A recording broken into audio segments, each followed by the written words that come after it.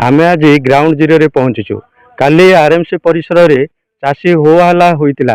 चाषी समस्या नहीं चाषी आरएमसी परिसर रे हो हल्ला होइतिला एवं चाषी धान मंडी रे रखा जिवो एवं परे समय समिति परचेज कला परे मिलर्स ताको नहीं जीवो किंतु आजिर स्थिति भिन्न रही।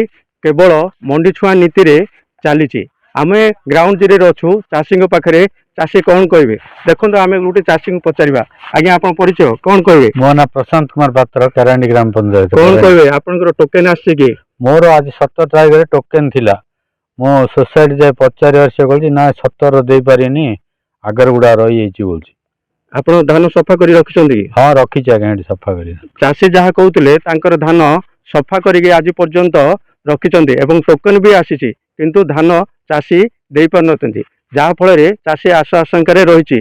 आउ जड़े चाषी अच्छा आम पाखे कौन कह राजेंद्र जेना कौन कहे आप धान के दिन है पड़ी रही टोकेन आसला कि कौन कह अदिनिया वर्षा ठारू मो सफा कर रखी किंतु वर्तमान सुधा एवं पर्यंत ये होनी पुणी वर्षा हबार संभावना अच्छी मेघ मेघुआ करुच्ची किंतु ए पर्यंत टोकेन व्यवस्था नाई कि धान जीवार व्यवस्था नाई।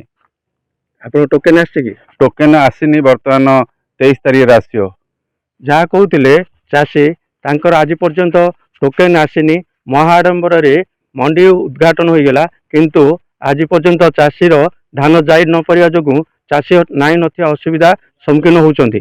Gajapati Vivekanand Behera reporters today.